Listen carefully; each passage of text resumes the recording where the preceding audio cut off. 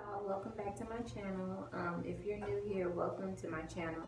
This video is going to be about when I lost my baby.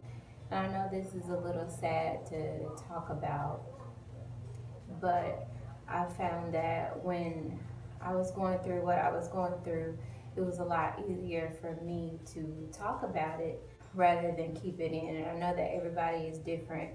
Everybody grieves differently and things like that. So I'm just gonna tell you my story. If you're interested, then keep watching. I found out that I was pregnant around February or March in 2016, and I was working at the hospital, and I was kind of afraid to tell everybody because I was a little bit worried about what people would think. I wasn't married. I was engaged, but I wasn't married.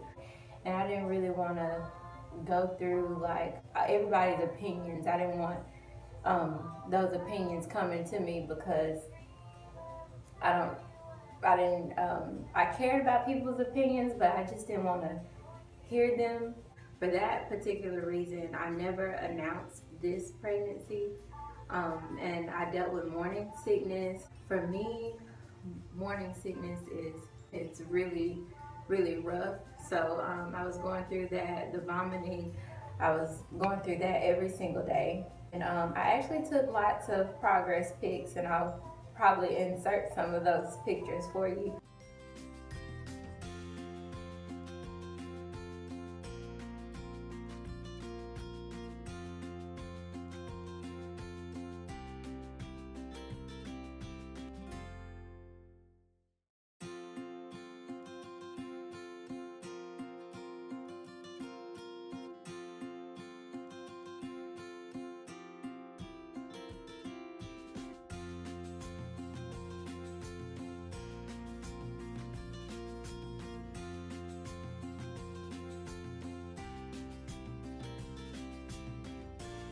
I was just, really excited. I just didn't really share it with everybody else. I just shared it with, me and my fiance, and we were excited together, and I wanted to have pictures to look back on. I went to the doctor every month like normal. The doctor told me towards the beginning of my pregnancy, she would be like, okay, so next time we're gonna check your cervix and everything. I didn't think anything of it. I just went along with whatever went on with the appointment for that day. She said she checked my cervix, but she never did. So 3 months later, I started a new job, and I was actually serving, and I was on my feet a lot more, I was on my feet about the same, but I was doing a lot of more lifting. I let those people at that job know right away that I was pregnant because, if anything were to happen or if I were to pass out or anything, I would want somebody to know. So after about 16 weeks, I started telling more of my friends and more of my family because it just seemed a little bit more promising, because they say after the first trimester or after the first 12 weeks, you're less likely to have a miscarriage. I felt like, okay, this is gonna really happen, so I might as well start telling people. Heading towards the 5th month, so about around 18, 19 weeks, I started to feel the baby kick, and I'm just like, oh my gosh, I don't know about any other mom out there, but when you first start to feel the kicks, it just seems like there's really a baby in there. It was almost time for my 20-week ultrasound. So that's, if anybody doesn't know, that's like the halfway mark. I was excited to find out this if I was having a boy or a girl. I was supposed to find out like August 8th. I was actually supposed to find out. So this is like the week, the week before I was supposed to find out. And I was just starting to show, so everybody at work would be like, oh, I can tell you're pregnant. I just wanted my baby to be healthy. around August 5th. So this is like 3 days before I'm supposed to find out what I'm having. And so August 5th, I went to work just like normal. It was a pretty busy day, you know, like a normal work day. And I worked at a chicken joint, so I was always eating. I was feeling really nauseous. I decided to go home around about 4, and you know, I'm thinking to myself, I'm already past the sick, you know, the morning sickness and the all day sickness phase, so what's going on? But you know, I didn't really think too deep into it. I didn't want to, you know, worry myself too much. So I left around about 4. Right after I left, I was in the car, and my fiance picked me up. We immediately had to pull over because I needed to vomit. I figured something might have been wrong with the food, but at the time I didn't think that it was pregnancy related. I thought that maybe something was wrong with the food. I got home and I threw up again, and I'm just like, is the morning sickness coming back? You know, I started researching things like, is this normal to, you know, have it at the beginning and have the morning sickness stop and then have it come back again? You know, I didn't know if that was maybe a second trimester thing or what. And then so I laid down thinking that maybe it would just, you know, go over and the next day I'd be fine. And then I developed a really bad headache. Like, this has to be my body telling me that there was something wrong with what I was eating at work. I, you know, took some Tylenol and I lay back down. I decided to check my temperature, and my temperature was 102 degrees, and that's when I started to worry a little bit more. And it was around, this had to be around about 10 o'clock at night. So I got off of work around 4, and I waited 6 or 7 hours before I decided to say, hey, okay, I really need to go to the emergency room. And then I started to develop a really bad lower back pain, and it was really my whole back, but mostly my lower back. It was so bad that I couldn't even walk. I couldn't really sit down. It was just I couldn't get in a comfortable position at all. Around 11 o'clock that night, I finally went to the emergency room, and when I got there, because I was past 20 weeks pregnant, they went ahead and took me to labor and delivery. And I was in triage, and then the nurse checked my vitals, and she confirmed that I did have a fever. And then she checked my cervix, and I was already 3 centimeters dilated at 21 weeks pregnant. Already 3 centimeters dilated. My fiance was there with me the whole time, so he heard the same news I heard, but the only thing is, he didn't really know that me being dilated at 21 weeks was not good news at all. My heart dropped. But at that moment, I just feel like I had failed. You know, like, what did I do wrong? What could I have done differently? You know, maybe I shouldn't have ate that chicken that I ate earlier. I knew that there was nothing they could do after your cervix is already dilated, because it's already open. It's like they can't like go back in and close it back. And at 21 weeks, they could save your baby, but it's not really likely. I've read stories about where, you know, babies did actually survive. At the moment, I didn't express my feelings. I didn't say what I was actually thinking. I didn't want to, you know, say anything negative, because I knew my fiance would be upset if he knew exactly what it meant when the nurse told me that I was already 3 centimeters dilated. Soon after they told me that, they went ahead and got me together and wheeled me to a room. At this point, my back was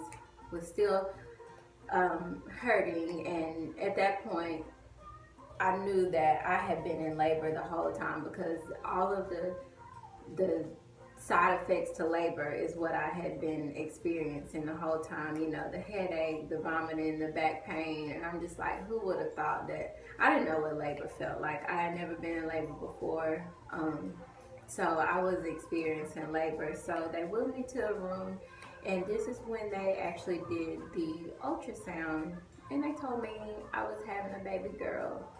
And you know, I just kind of smiled at the nurse lady who did my ultrasound, and I'm just like, that's nice, but I've got to deliver my baby today. I already know that, and I know she probably won't survive. But I mean, I didn't say that, but this is just what I was thinking at the time. So after shortly after they told me that I was having a baby girl, the doctor came in and she sat on the bed next to me, and she just kind of grabbed my hand and she said, we lost the baby. I didn't have any words. I didn't have any tears. Everybody grieves differently. I don't know. I just didn't want to cry. I didn't want I never like anybody to feel sorry for me. I just kind of didn't say anything. And I just kind of looked over at my fiance, and he got really upset. He blamed it on the doctor, but I blamed myself. So he walked out of the room and started making phone calls because he was the only person there with me. I just really wanted to have my baby and leave. I didn't want to be there. I felt ashamed. I felt embarrassed. So I'm thinking, like, you know, I've told quite a few people, so now I have to tell these people there's no baby. You know, I lost the baby. So, they asked me if I wanted the epidural, and I refused the epidural because I didn't think that I could go through any worse pain than to have my heart broken so bad to, you know, for them to tell me that I had lost my baby. I'm just like, nothing could hurt worse than that. So no, I don't want the epidural. If I feel what I feel, it doesn't matter. So they told me the reason I lost the baby was because she had a bowel movement right before I delivered her, and that it gave me an infection, but I could tell that they weren't really sure of that reasoning at all. I went through a normal delivery process. I had to push like normal. Afterwards, they delivered the placenta, and they cleaned the baby. And before they brought the baby to me, they asked me, do you want to see your baby? Of course I wanted to see my baby. I wanted to hold her and I wanted to take her home, but I couldn't do that. So I held her, and I wanted to apologize to her for not being able to bring her home. When it was time for me to finally leave the hospital, I walked out like I was walking the carpet of shame